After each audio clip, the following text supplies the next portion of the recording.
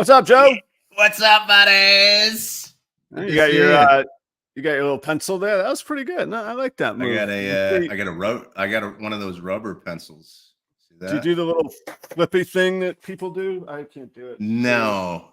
I tap. I go like this, and then sometimes I used to think, oh, I can't do that. I don't know. Did you like my little move? Right? I just threw it randomly. It's like, do you do that thing? Do you do that thing? What's up? How was your week? It's been it's good, man.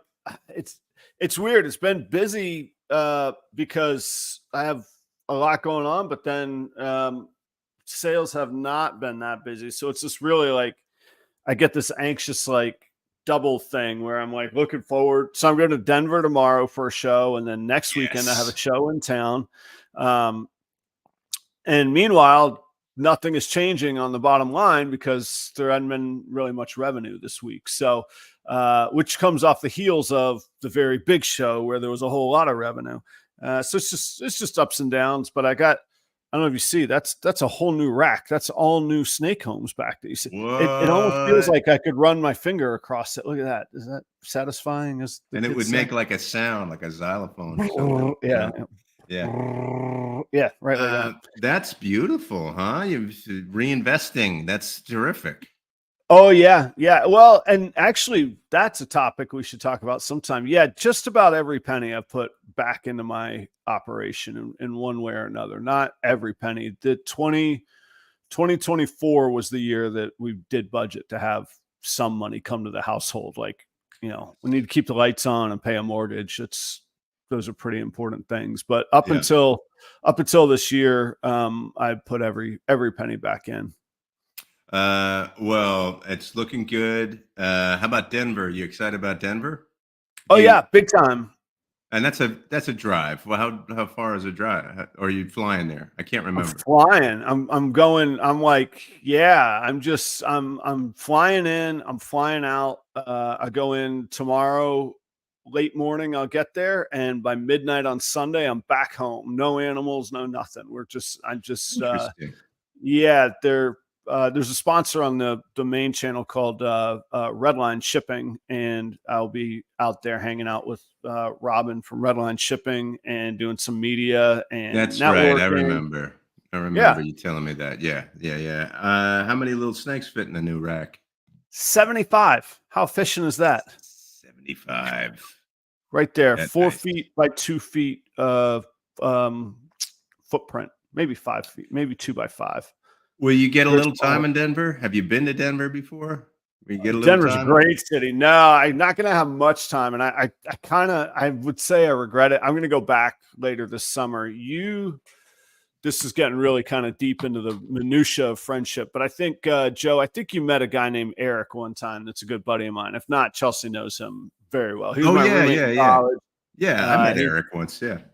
Yeah. Okay. So Eric lives in Denver, and my good old buddy. And so what's funny though is Eric is at the cesspool known as the Orlando theme parks right now, and he flies back into Denver tomorrow as well. But I don't think we're gonna catch up. These shows are so great for so much business happens at the dinner, so much interaction and media can happen throughout the whole day. You want to stick around. Yeah. You don't want to get out right. Yeah. So it's sort of a business trip, but Eric and I are going to have breakfast on Sunday. That's how busy I am. The time to hang out with my friend is at 7:30 on Sunday morning. So we're going to do breakfast on Sunday. And then I think, now that I know that I could fly to Denver for $170 round trip from Minneapolis, man, I'm going to be I love Denver. I love Colorado. It's so expensive, but I love it, man. It's fun to go. Beautiful. It's beautiful. It's gorgeous, oh my gosh. Man. Yeah. We went to this thing. We went to this thing in Denver. I think there's one in San Diego. There's one in Las Vegas too. It's called Meow Wolf. And it's like this art installation.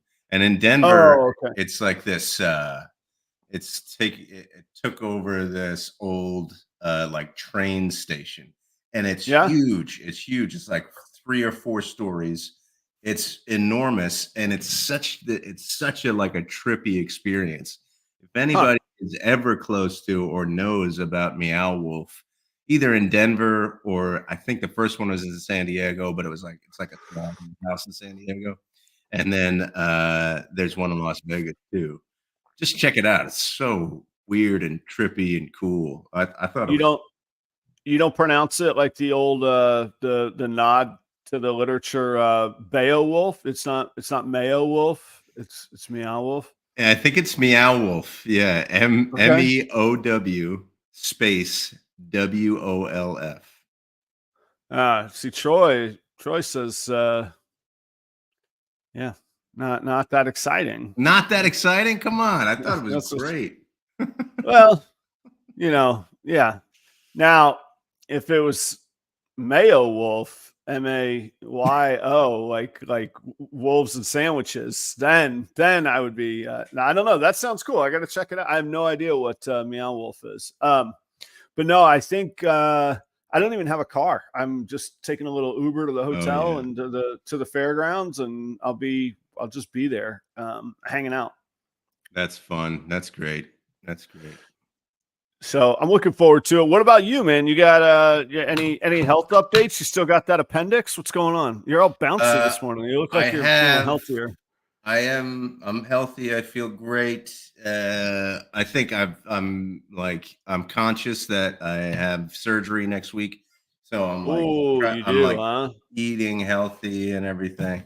So, um, yeah, I got a CT scan tomorrow, and we'll find out if I still have an appendix, and if I do, then I'm going in there on Tuesday of next week. So Wow. Okay. All right. So then, you think Thursday you do the show, or do I need to get a little Joe from what replacement? from what people have told me, it doesn't. I mean, it seems like it seems like I'll be okay. I will give you at least 10 hours for you to find a Oh yeah, replacement. Okay. that's cool. That's cool. That'll be good. That would be. I'm doing the math right now. That might be more time than when you gave me feedback on today's show idea last night.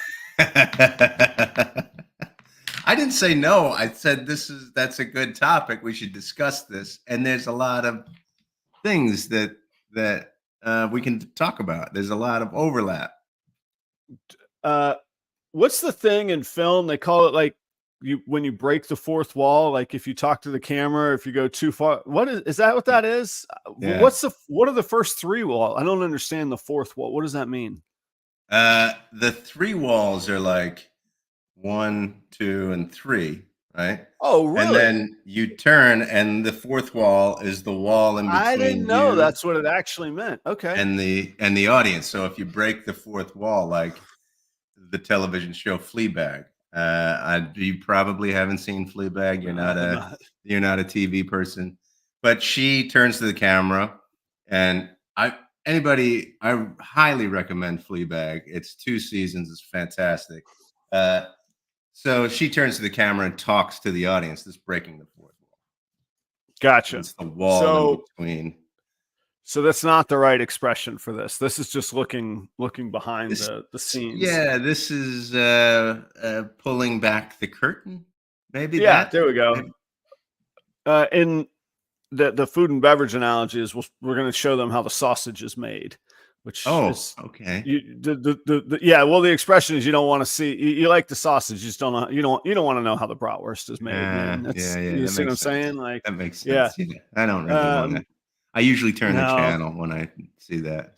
the grinder and all, yeah. Yeah, no. Um, so me being the very hip pop culture aficionado that I am, I noted today was the NFL draft day. And I really thought the whole Taylor Swift thing was overplayed. So I thought we should pivot towards the NFL draft day today. And I said What's going to on with Taylor Joe, Swift? I don't. she had an album drop or something. I don't know. Yeah, I keep hearing about it. I heard it from my Yeah. mom. That's You how see, your mom, that's she's how hip on. out Yeah, I'm not. Yeah. That's how lost I am on Taylor Swift. Yeah. I have a You niece gotta, who just loves her, and I should be more in tune. But I yeah. heard it from my mom that she dropped an album. I'm not a hater, but I don't know it. No, I don't know her stuff. I'm not. Yeah, I couldn't tell you. not a hater. Not a hater. No, not a hater. Hey, good for her. Get her money. Whatever. That's cool. So I sent to Joe, hey, let's talk about something with the draft. We could talk about parallels or lessons from the draft, huge busts, hedging bets, decision making, investments, maybe something in there. Joe says, Well, wait a second. It was a very busy day. You you go ahead. texted me No, go you ahead. You texted get me earlier in the day. It was maybe like it was noon for me or something. And it was a super busy day at work, and then I didn't get to respond to you until I was in bed. And I every time I get a chance to go to bed early, I like to go to bed early. So Oh, really? See, I'm a late. I like going to bed late. I see going to bed early as having to be disciplined if I do that. this is this is it's I used to be like that. I used to like to stay up late, but now I like to go to bed early, get a good night's sleep, all of that, right? Yeah. So Okay. I'm in bed around 9:30, and I'm very sleepy. And then I decide, oh, damn it, Adam texted me. I gotta get back to Adam. At which point you wrote, I've never been a big fan of the draft. Why do I want to watch something that I have to wait to see its fruits in a few years? Or maybe it will bear no fruit. The draft is like planting seeds, but you have to water them and develop them, work with them. They have to be the right environment to grow. I've never had much of a green thumb. Probably relates to not liking the draft and maybe not owning snakes. You really crushed That's that interview, man. Like, that's sir, we'd that's some like to good offer you the insight. job. We think you're the perfect fit for this show right here. Wait, I didn't say that's probably why I don't own snakes You yet. said, Did and I say maybe, yet? no, in parentheses though, Uh, and maybe not owning snakes, yeah, which we maybe not know. I owning mean, the whole snakes. idea Yeah, was a snake guy and a non-snake guy. yeah. But so then I'm like, well, I didn't say this, but in my mind, I'm like, well, find time to let me know because we're in it now. I've already written the show. The broadcast is planned, and so I wrote, well, opinions are as good as questions for content, I guess. I need to explain myself. I Okay, should have no, said. I should have said probably why I don't. What did I say? Probably why I'm not good at uh, uh, have green. I can't remember. I should yeah. probably Well, I'm look not. I thought it was entertaining and like a true like honest moment. Which, by the way, in planning and what do you call it? Workshopping and brainstorming. That's the word I was looking for. When you're in a room and everybody's like, "Ooh, that's great. That's a wonderful. Ooh, it's great." Like nothing gets done. I've been in those rooms where like, "All right, I need everybody's great ideas for the 2025 season, our event season. We need to broadcast these, get the entertainment, blah, blah, blah." And everybody's like, I don't know. And then like one person says something like, "Ooh, that's great." So I actually appreciate like, this is what we did. It's collaborative. We're working on it. It is, yeah, but I I didn't say I thought it was a good top. I think it's a good topic, even though I've never really been interested in draft day. Gotcha. I do think that it's a good topic, and there are parallels, even in the little thing that I said in my text. There's Yeah. huge parallels between, and it actually made me think, what is my personality like? You've talked about in the past, No, like this is interesting. Yeah. Yeah. the Yeah. diversity of people who come to reptile shows, right? Or Yeah. who own snakes. Uh, I wonder, is there a diversity? Is the same diversity there in personality, or is there a certain type of personality that would be interested in breeding snakes, in owning snakes, collecting snakes? I And do I have that personality? Now, the reason I'm asking that is I wonder if I just don't watch the draft because I just don't have the personality to get excited about something that really won't come into I won't really enjoy it, or I won't see the fruits of it for years to come. right. So there's a lot there. I do think there's a personality that takes breeding snake. Oh yeah, sometimes it works and sometimes it just pops up randomly. Last night I was checking lighting, or I was readjusting the rack, and the thing popped up a thumbs down, and there was nobody else here. I was like, okay, you don't like it? What? I don't know. Anyway, Hey, that's weird. I Yeah. know. That's what I'm Yeah. saying. I was like, How what? old is that Okay. house? And who owned it before you? And That would be where are these thumbs coming from? where the thumbs come. The house with the haunted thumb. You know what I'm talking about? So I think this is going to play into the draft conversation, and I'll tell you why.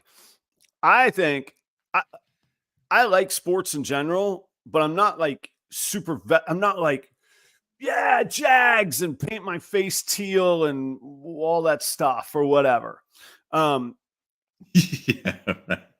Right. Like, this is not me. Like, Right. I Right. don't, yeah. So, but I love the business maneuvering, all of the BS that's being floated out there, teams trying to bring more value to their pick that want to trade down. So there's teams that we all hear about the teams that want to go to the top because you want to get the guy. But Mhm. there's other teams that go, we're in pretty good shape. And if somebody will give us 2 or 3 picks throughout the day for the higher one, we will scoot back. And this year's really interesting because there's like definitely 3 real hot shot quarterbacks and really 4 to 6. But there's more teams than that need those quarterbacks. And the teams in 4 through 6 picking order don't really need the quarterbacks. So they're all like, and some of them are bluffing that they do want a quarterback just so that it'll drive more urgency, more FOMO for other teams to make them a more aggressive deal to get their spot. And that's the stuff that I like. That is like how I envision like working on the floor of the stock market in the 70s had to have been before the internet and all that. You know, I want it, I'll take this, give me this. Well, yeah, you know, I love that stuff. So there's that portion of it. And I know that people are like, man, how are you going to turn this around to ball pythons? But I think that I'm wondering. Well, so there's long-term decision making. There's the amount of assets that you have, and then there's the booms and the busts. So check this out. Here's an interesting thing. And the personalities. Chat, you guys could jump in on this. A few like personalities that I see are people that like to gamble and have a high tolerance for risk, which is kind of funny because I don't really enjoy either of those things in ball pythons. But I do see that trend fairly often. All right. So Troy says for every Peyton Manning, there are 50 Ryan Leafs or Johnny Manziels. Those of y'all that aren't into sports, let me quantify this for you because we don't need to tell every story of every Ryan Leaf. Johnny Manziel actually is they're both interesting stories. But let me see if I could share this right. I didn't get it queued up, but I did a little work here. Yeah. Let's check this out, Joe. Can you guys see that? All right. I'm going to walk you through it, but here's what I did. I have to get it on my screen now. I know you all can see it. I can't see it. What I did was I went to, this is from CBS Sports, reasonable, well-respected, media. I use CBS Sports for my football pools. Okay. Good. All right, cool. Okay. There we go. So what CBS Sports did was they rated every quarterback that's been taken in the first round for the past 10 years. And they gave him a All right. grade. Okay. And what I wanted to do was quantify the value of picking something in the first round versus any other round, or try to. Yeah. And I did this in between the time I texted you yesterday and then when you got back to me. So it was just rather quickly put together. Conveniently, they gave a range of 5 scores. I found that convenient because, much like our grade point averages, you could do 4 points for an A, 0 points for an F, and you could come up with some quantifiable data based on just one person's opinion, right? You with me so far? Yeah. Ish. All right. Yeah. In the one interesting caveat is that they did give a grade of incomplete. So players that are too new to concisely, is that the right word? To very specifically give an answer to. So, for example, the players that were picked last year, Anthony Richardson, the guy got injured 2 games in. We don't know yet. Incomplete. So I threw out the incompletes. All right.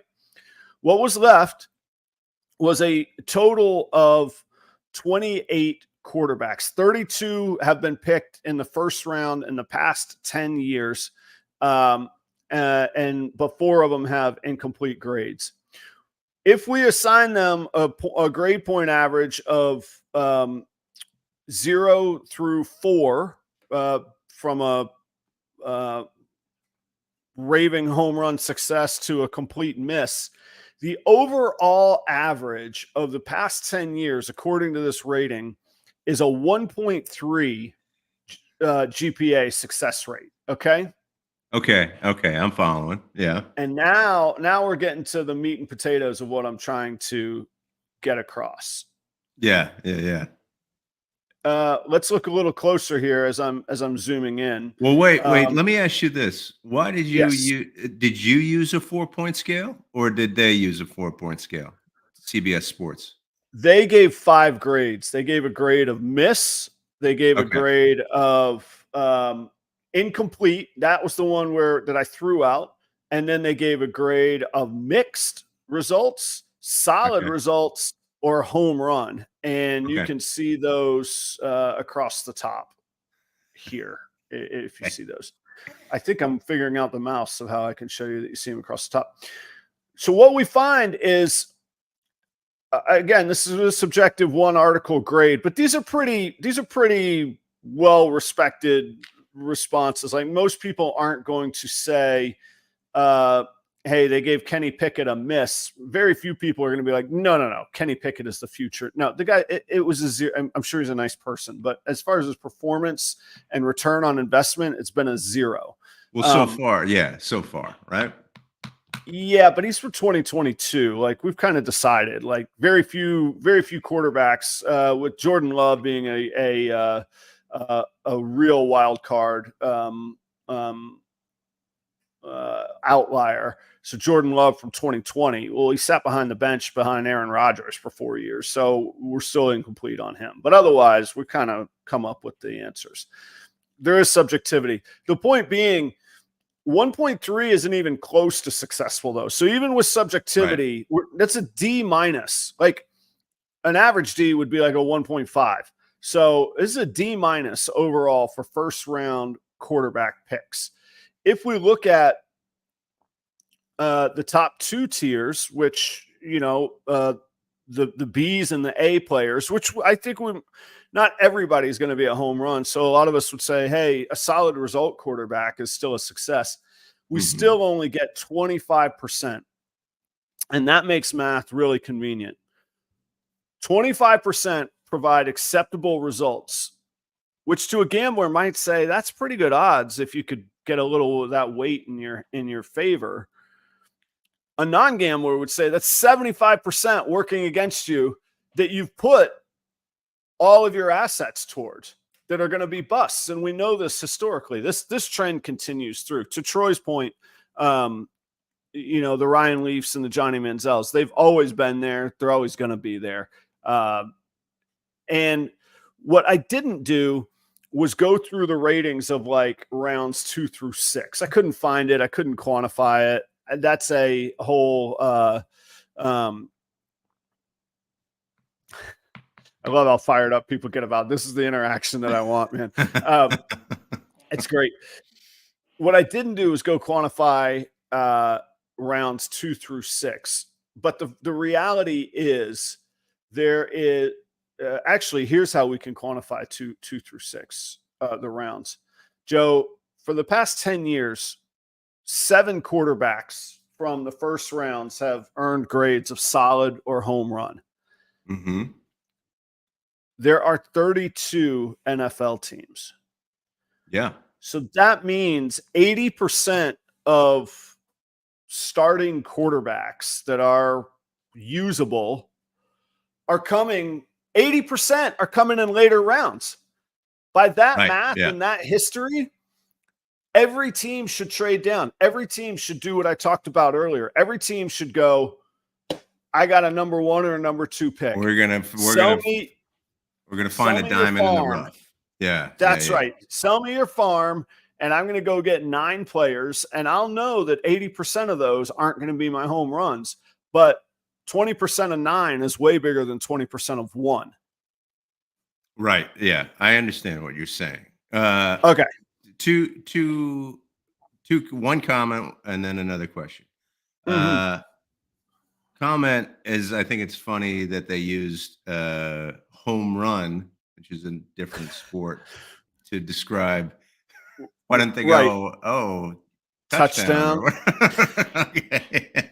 That's number 1. Number 2 is, okay, so let's bring this back to snakes now. Yes, here we go. All right. What do you mean trading down? How do you trade down with snakes? Right. Is that what we're getting at? Yeah. All right. That's what I'm getting at. Could I take the visual down? We'll get back to our beautiful faces converse. I've made the point here. Please. I've conveyed it. All right. That's what I'm talking about. I like the low voice. That's where it's at, Joe. I gotta learn how to do this. Here we go. Bam. We're gonna hit remove, and now we're going. All right. So the point being, and again, to get back to personalities, for a risk-averse, self-described pragmatist, I don't know if other people would think that. I am, after all, still a guy with 200 snakes in his basement. The argument could be made that the overshadowing, non-pragmatic, but in my little bubble, I claim to be pretty pragmatic.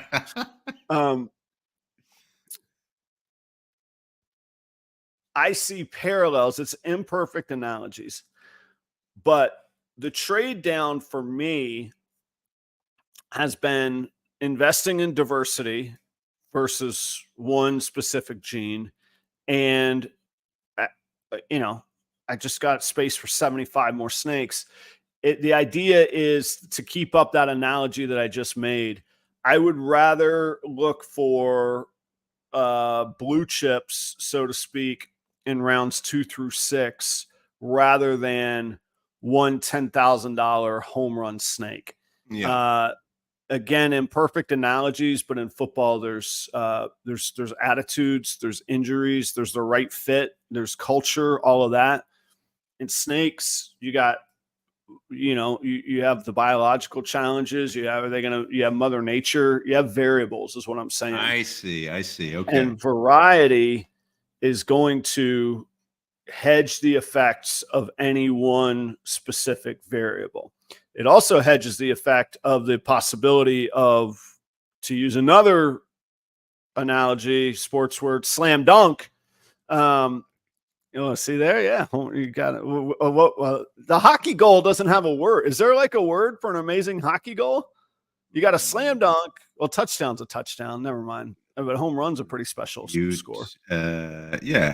Slap shot. I don't know. Yeah. That doesn't make sense though. Yeah. But anyway, okay. Continue.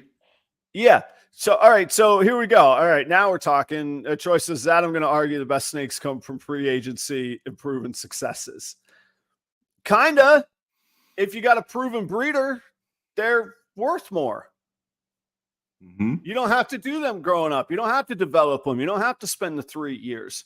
You go buy your proven breeder. You go buy your mature female that's from a good, reputable breeder that doesn't have a need for, but you might have a need for and fits in. See what I mean? Well, hang on a second. I think that's I thought that was not what you were saying. What you were saying was invest in diversity in order to be able to uh, get the best product. Don't invest in that proven success with a whole bunch of money just for that one breeder, because you don't know what you're going to get. That to No, me is more of the draft, is that you're right. No. investing in this top breeder, and you don't really know if it's going to work out. And see, that's where I thought you were going with the spreadsheet. Is I thought you were going to bring it back to the Punnett square, because Yeah. Well, okay. So, all right. There's two different things that we're talking about here then, Joe. okay, There's the nuance of genetics and the genetic diversity and the genetic genes. And then there is the specific animal. So the specific animal that's a proven breeder is much less risk. That's one animal. That's actually lower risk. So that's what I'm talking about on a proven breeder. Okay. The home run risk, early investment of a draft. So to keep the analogy, on a draft day, you are putting a massive amount of money into a number one pick that's never played a single professional football game. Okay. That analogy would be the $10,000 hatchling of new genes. Oh, we just discovered this new gene, this new combo. And you today can get this unproven commodity for $10,000 versus a proven breeder for $1,000. See, I didn't know that was going on. I didn't even know. People buy $10,000 hatchlings. Oh yeah, that's the draft. Yeah, that is the draft. I see what you're saying. That's the draft. Yeah. All right, riff on that for a minute or turn that over. I'm going to pull up some examples for you here. So okay. I'm glad you asked that, because that took some clarification there. Yeah, I didn't realize that because and the way that I see this then, because if you get that hatchling, you don't know. I mean, I think there are a lot of variables as to how it's going to grow, how it's going to develop, how it's going to breed, if it is going to breed, if it's going to give you what you want. That's right. I mean, now all of that stuff. I mean, all of those questions. Now, it's all about there's a being lot. I'm sure that there's a lot of research that goes into picking, going into draft day and picking the person that you need on your team. There's a lot of research that goes into that. And I'm sure it's the same kind of research that goes into, this is the kind of team that I want. This is the kind of collection of snakes that I want. And so there is a lot of parallel there. But again, you're putting so much time and effort into what is going to happen in a few years. And that might not even give back to you.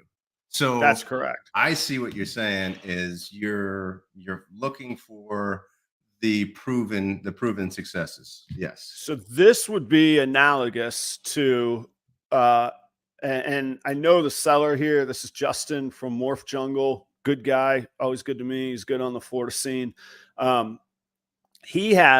This is one of the very few of these in the world. This is cutting edge stuff. Mathematically, literally, there's only a handful of these that have ever been made.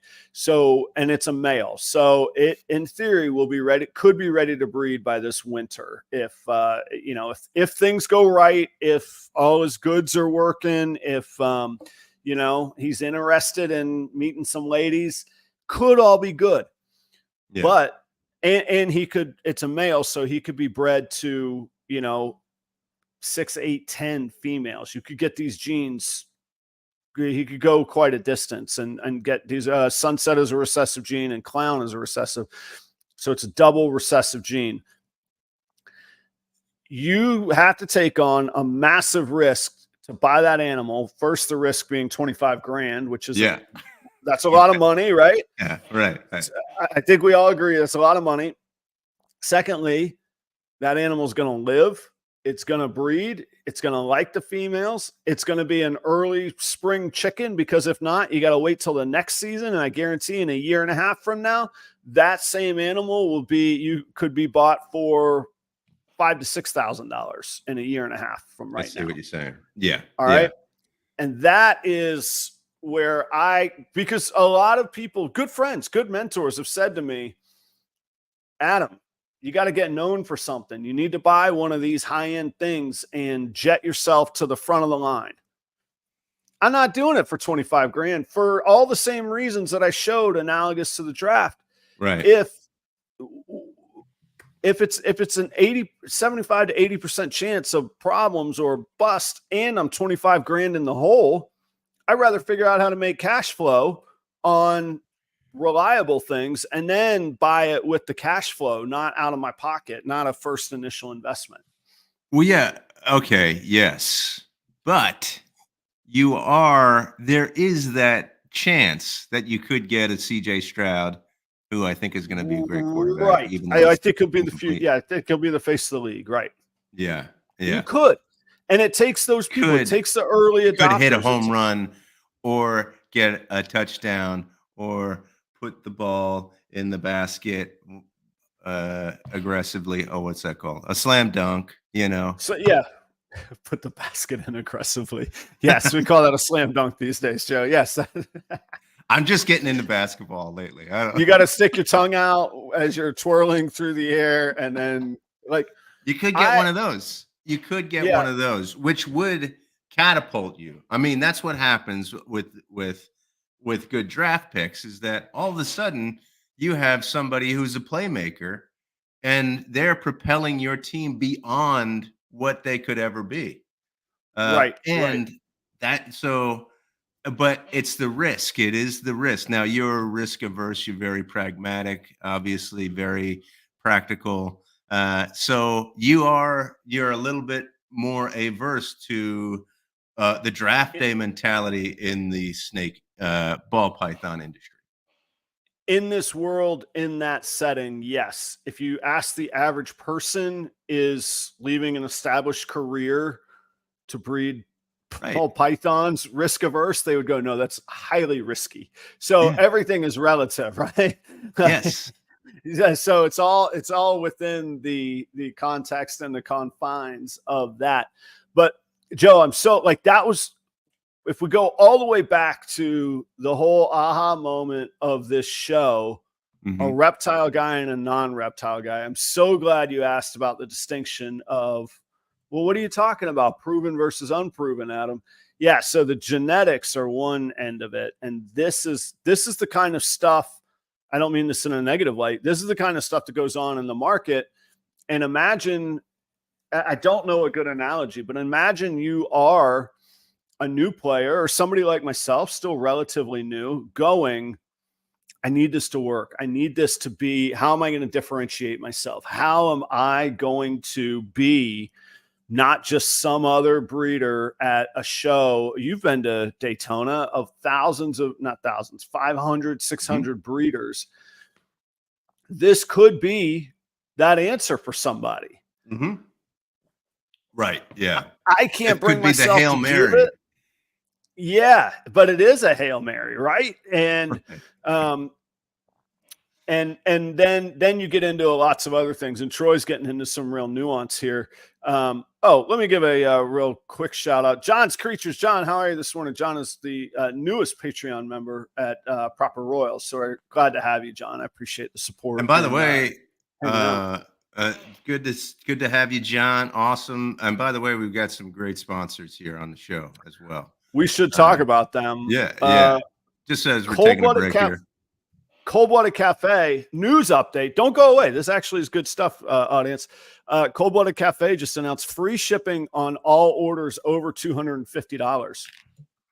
If you're not buying wholesale from them, then you get free shipping. If you're on their wholesale program, that's a different story. But for 99% of the world, free shipping on orders over $250, which is not hard to get to on frozen rats. I bet most of y'all spend that on frozen rats. And you could still use the promo code proper11 and get 11% off of your order with free shipping. Cold Blooded Cafe is doing good stuff. It's good stuff. Yeah, what do you say? Forget about it. Yeah, there you go. It's good stuff. The other thing, I don't know, guys, if you remember, they reset all of the promo codes. So if you've used promo code proper11 before, you can use it again. If you use the old promo code, the number right before 11, you could probably use that again too. So proper11 at Cold Blooded Cafe, give them a shot. $250 gets you free shipping, which, since we like numbers and analytics, their shipping rate before was $30 per box. So you can easily fit $250 in one box. So now you're getting $30 off. That's a little more than 10%. And you're going to get the 11%. So you're getting like 25% off if you get free shipping and use promo code proper11. Boom. There you go. Also, speaking of double visual, which is what that clown sunset was for $25,000, I am working with Keith at Creative Genetics. He has a VPI, a Xanthic clown male that we partnered on breeding projects with. And that male is here in this rack over here. And as a way to hedge my bets, I partnered with somebody that already had one of these snakes, so I didn't have to buy it. I will give up some of the results and the hatchlings and the babies, but I would have never had those clutches. And that's Keith at Creative Genetics. You should check him out on Morph Market and Instagram. Keith is working with the Stranger codominant in a variety of recessive projects. So lots of Stranger combos in Pied, Clown, and Xanthic recessive. So check out Creative Genetics. Thanks to both of those sponsors. I appreciate it. And thanks for the reminder, Joe. Yeah, no problem. There are so many analogies, and I know you want to bring up this don't really want to sell at price comment from Balls and Strikes, but but I thought, let's see. This is another, he's very active today. If you had females ready to make visual double recessives with, this could be a good purchase. Another analogy, if you're drafting a quarterback, what are the weapons that are going to be around him? Is he going to fit into the system? Is he going to I mean, we could even talk about receivers. Who's going to be receiving the passes? Are there right? And I mean, and that's kind of in breeding. That's what females do. That's exactly right. It is right. Yeah. And to put some context to all of this, let's take this on the surface. If you had females ready to make double recessives with the snake, so multiple double het clown sunsets, female double het clown sunsets that are ready would be 3 years old. So either you had clown and sunset early on and you were paying $10,000, $20,000 for sunset from the get-go, and you've been at it for 2-3 years because they're ready, then yeah, it might be a good purchase. But I could tell you, to get to that statement that Troy is making, you would have already been in for more than $25,000, in my opinion, to get to that point. Maybe not 25. Stephen and Courtney probably. What's that? So to get multiple female double het clown sunsets that are ready now, yes, that are ready now, those are going to cost a whole bunch of money too.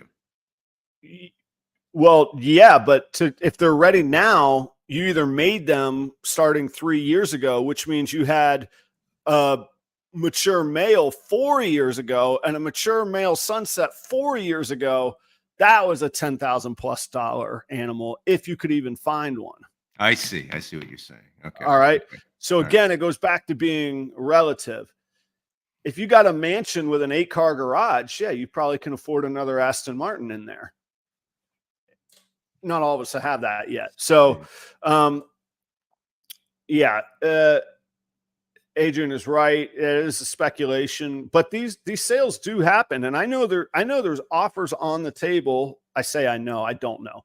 I know of supposed conversations that have happened at places like Tinley where there's 6-figure offers on the table for very specific snakes from one breeder to another, where the other breeder says, no, I'll make more money on it keeping it than your 6 figures right now.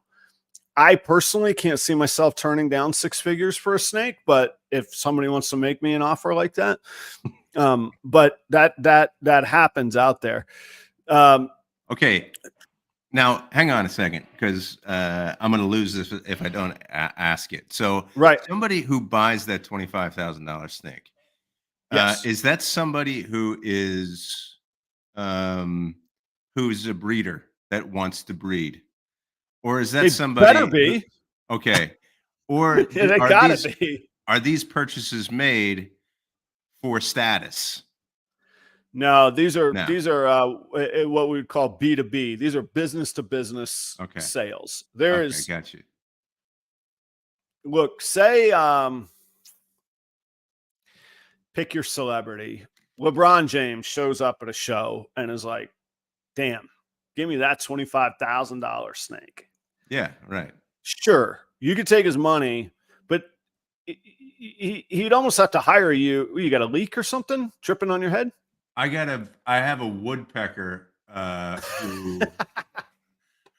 who really bothered me yesterday, and I guess he doesn't know what wood is because he's going after my shingles.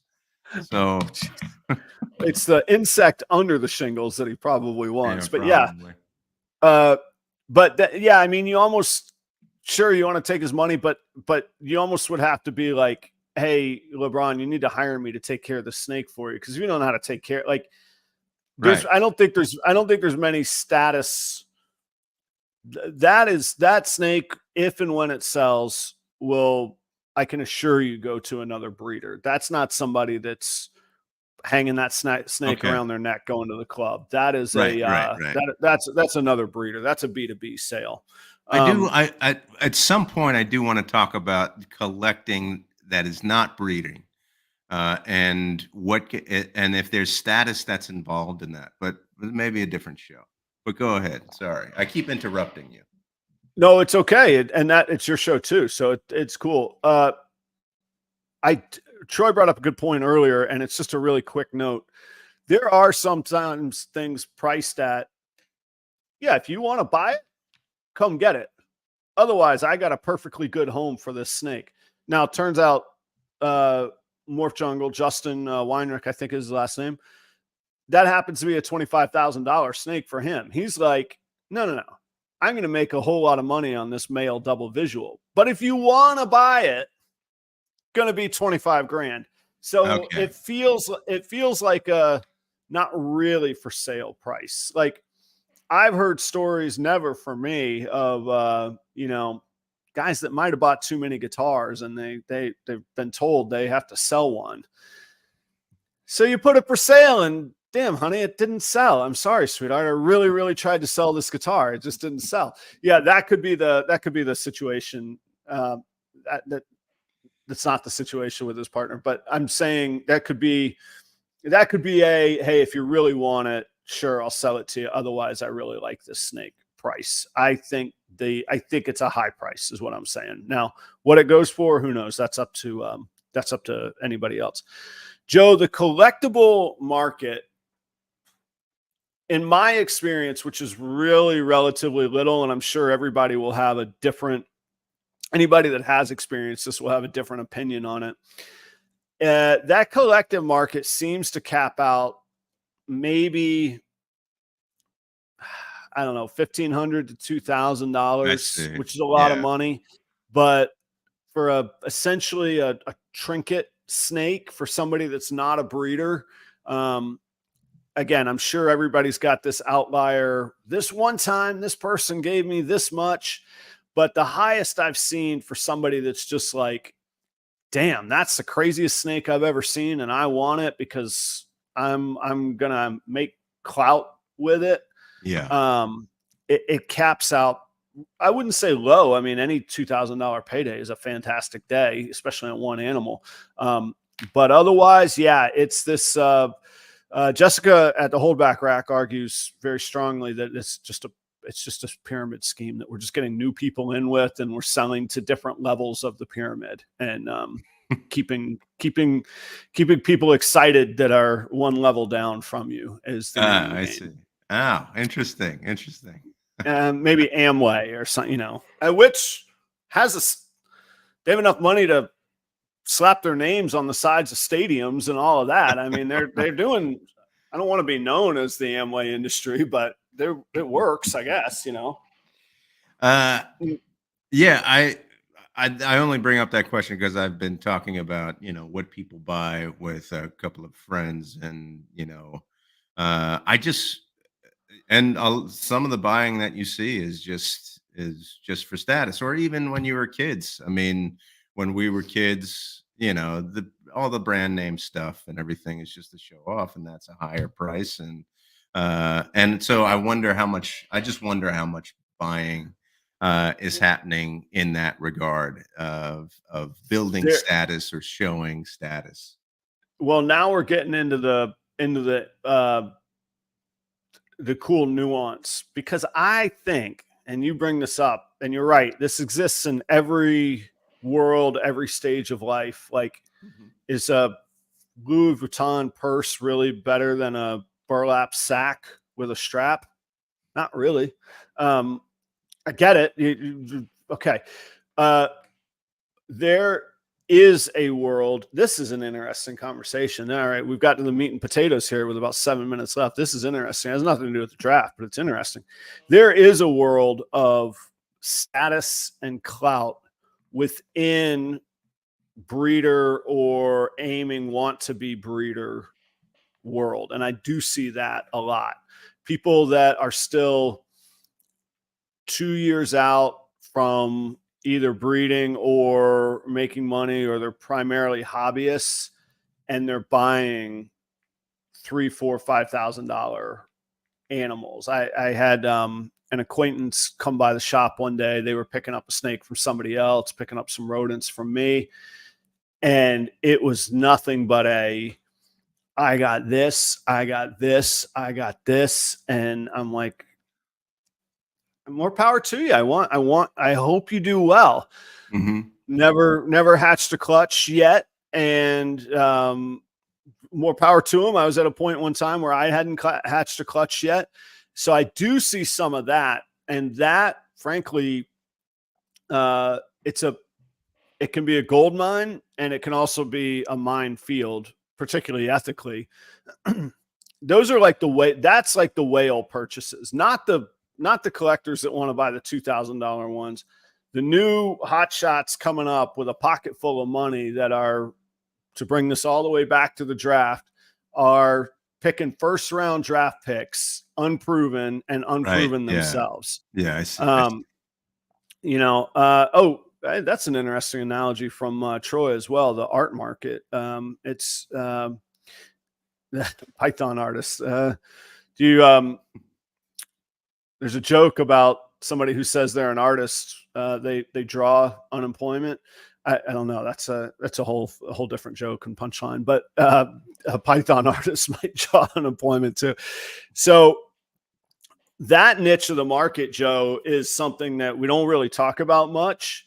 Yeah. But every seller at every show goes, "Oh, here's the new blood in the water with money in their pocket, man." So yeah, but they're young breeders. It's not like you said, you made the analogy of the handbag. It's not like designer ball pythons. Yes, there are. That thing you just saw for 25 grand is a designer ball python. That is not, it doesn't exist in nature. What I mean by that is that you buy it because it comes from a particular company, and the price is higher, and so you want to show it off. Oh, it is. Yes. Yeah. There's people that, yeah. Oh, I bought this from Canova. I bought this from I have a Brock Wagner snake. I have there you go. Troy's echoing me. Designer ball pythons are exactly what we're all going. That's exactly what we're going for. Yeah. I mean, I So understand. I mean, technically, I understand the word designer. You're all designing the ball pythons that you want to sell. I understand that. I what I meant was designer in terms of. I mean, everybody the brand. like yeah, branding. But I I'm saying guess. we're Yeah, saying that yes, that exists too. Like that's the dream goal. Like, why would you pay more for a snake from yeah, me than any other person? Well, to paraphrase again, using Keith at Creative Genetics, why would he partner with me?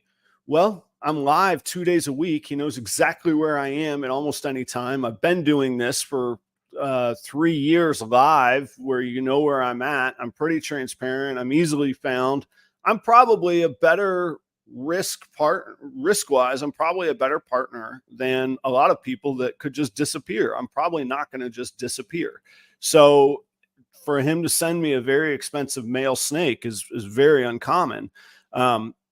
So my brand brought a designer value in your example that was just given. And there are people do pay more money for a snake from a certain breeder, and mhm, it's the snake isn't literally tattooed with their brand, of course, but if they're the only ones that are making that combination, or they have discover is not the right word, but they produced something that's never been produced before, well, then that's their brand until somebody else can produce it. Are there knockoff snakes? Like, Uh, like, oh, balls that's a and good strikes have question. this one, but Right, right. this is a thing. Yeah. So let's try this. Let's see this through. Yeah, there could be. So you could have somebody claiming that something had many hets in it because you wouldn't see them, right? They're recessive Yeah. Right. heterozygous. Yeah. So you could say at a show, yeah, this is a triple het, clown sunset pie. This is the answer to all of your future dreams. Just get 8 females and this one Right. male, and off you go. And some of those fears are able to be hedged now through genetic testing. But in the Yeah. moment of buying, you can't genetic test it on the spot. You have to Right. go get so you still have to buy it on faith, and you have to buy it on, if it has been genetically tested, that the person is being honest about the test result and about the snake that was tested, and that they didn't mix up any sheds and blah, blah, blah. So there are definitely imposters, and less and less these days because the industry is cleaner, but very notorious and infamous examples of some beloved characters in our history that are also known for costing people 6 figures by selling them snakes that were not actually what they said they were not Right. heterozygous for what they said they were. I see. I see. And Okay. there's really no recourse, God forbid, other Yeah. than Right. some gangster stuff. But yeah, there's really no, There's your no brand lemon tarnish. laws for ball pythons. No. And I mean, there's the best and the worst thing about our industry is how unregulated and how and how there's no oversight. It is the Wild West. It is total buyer beware. It is total capitalism, free market, laissez-faire. And there are really good and really bad things that come with that. Well, that's I think that's I mean, yeah, I'm for I like, being protected when I buy something, but then Right. it pulls back on what breeders and sellers can do too. So um this was an interesting discussion, Adam. We're I really I feel yeah. like you got a few, as the non-reptile guy. I feel like you got a few aha like I moments in there. did. I'm I excited. did. That was the root of This why to do this show. Yeah, and I'm surprised that I got it from this topic too. From the right, another victory. Yes. I want to tell everybody I did run into a snake right outside my front door. It was a large black racer, scurried away. A little bit different from what we were talking about, Yeah. Did it? but I Let me. was not. I What's have to up? Go ask you a ahead. few. I have to ask you a few questions Okay. about it. Did it? Did it chase you? No. No. Yeah. Anybody who says a snake chased them, that is to lie. Yeah. What was your experience? Did you get to see it for a second? I mean, those black racers in Florida, they're gone in a second. Very aptly Yeah. named, right? So I think a wasp nest. Maybe, I don't know what they eat. I'm not sure. I don't think But they eat wasps, they but maybe. seem to. It seemed to, maybe it was just a coincidence then. A wasp nest fell from the ceiling outside my house, fell right outside my front door. I opened up the front door, and then I saw the black racer scurry away. Huh, Yeah, it was cool. I liked it. that's cool. I get them sometime in like my garage and stuff. Yeah. Yeah. They're So great. Less rats around, the more black yeah, racers. Yeah. There you go. exactly, Right. exactly. Right. How is? Did you ever? Have you ever seen that rabbit that was a feral pet rabbit? No, he's gone. Right. It's been Gone, recycled and by I'm Mother Nature, probably. probably gone Yeah. for good. Yeah. Yeah. His spirit's out and about, but yeah, his physical bodily vessel has been dispatched. Do you Yeah. suspect? Yeah. I Okay. suspect, yes, definitely. I did Yeah. hear a lot of coyotes this morning. I forget that I never had them in Jacksonville. In North Carolina, we had a whole lot of coyotes. None there in Jacksonville, though, that I knew of. Is They, having and establishing great reputations to do things the right way and be trusted breeder for people to buy with confidence. yeah, Uh, the cleaner the industry is across the board, the better it is for all of us. And that is really what drives me nuts when I hear bad stuff going on, and when I hear, because it tarnishes the whole industry, the reputation of the whole industry. yeah.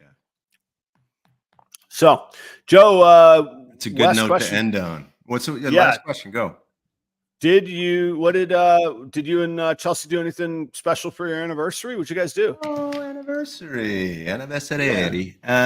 Yeah, we went out to a new restaurant and Oh, cool. that was really fun. But actually, Raleigh had she was in a choir performance that night, and so we went there, and it was at the University of Tampa. Yeah. A beautiful setting, and then Right. 140 people singing Mozart's Requiem, which was Oh, like geez. amazing. Yeah. It was really amazing. I'm not one to like listen to that kind of music really, but it was spectacular. That's cool. That's cool. Yeah. All right. Well, here's some, at least as many years as you have in the rearview mirror together in the future. Thanks, Twice man. as many. Yeah, man, Thanks, for man. sure. Well, take care, And Joe. by the time I see you guys next week, I will not have an appendix. Oh yeah, one way or another, whether it was the disappearing appendix or whether you get it yanked out. Are you able to ask, like, can you be like, hey, can I get that? Can I get it in a jar? Yeah, like when you go to the Toyota dealership, I'm like, I'd like the old parts back, please. Like, they're mine. I brought them. I'm gonna leave with them. Yeah, I don't. I want to forget. Yeah. Okay. All right. In all seriousness, anytime there's anesthesia involved, I am absolutely terrified. I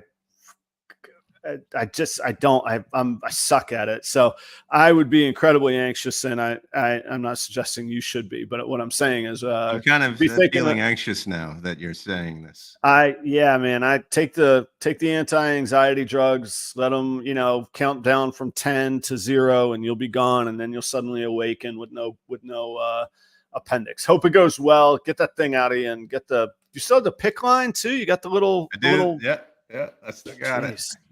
Get that thing gone, man.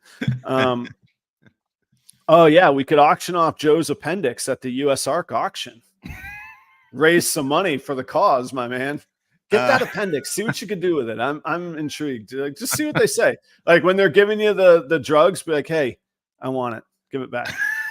Maybe okay. I'll do it for you, Adam. How about that? Please, like, yeah, you could just Pretty sure it's illegal to ship human remains without some sort of not remains. That's the wrong word. That indicates death. But the dead Adam, appendix. you're not making me feel better about this.